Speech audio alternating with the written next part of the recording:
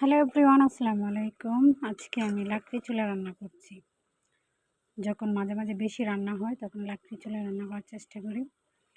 ভাত নিয়ে 5টা আইটেম রান্না করলাম, কিন্তু চুলার ভিতরে কোনো লাকড়ি নেই, মানে ছাই নেই। এই চুলাটাতে রান্না করে অনেক বেশি মজা পাওয়া যায়। একবার ধরালে আপনি সারাদিন রান্না করতে পারবেন। লাকড়ির পরিমাণও খুব কম লাগে আর রান্না করতেও ভালো লাগে, একদম গ্যাসের চুলার মতো। তবে কালি হয়, সেই জন্য পুরান পাতিল এবং কড়াই রেখেছি বাইরে রান্না করার জন্য। কী কী রান্না করলাম একটু দেখাবো আপনাদেরকে।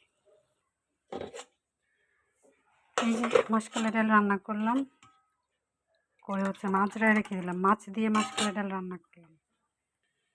এদিকে নারিকেলের কিসা, এটাও কিন্তু আমি লাকড়ি চুলায় রান্না করেছি পাটিসাপটার জন্য।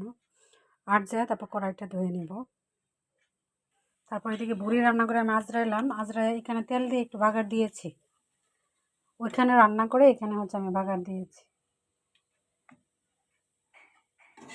ভুড়ি এটা সম্পূর্ণ রান্না করেছি আমি লাকড়ি চুলায়, সিদ্ধ করে ওইখানে বাগার দিয়ে তেলে ভেজে তারপরে এখানে একটু হালকা তেলে ফ্রাই প্যানে চুলার মধ্যে করলাম। তো কয়টা হলো, 4টা, আর ভাত নিয়ে 5টা আইটেম রান্না করলাম লাকড়ি দিয়ে।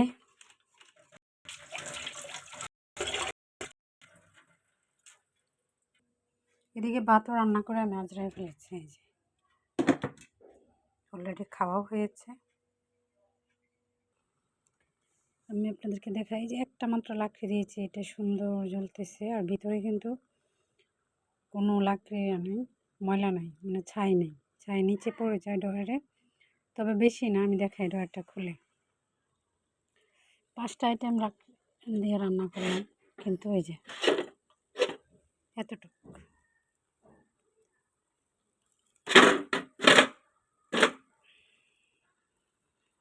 সাশ্রয়ী চুলা।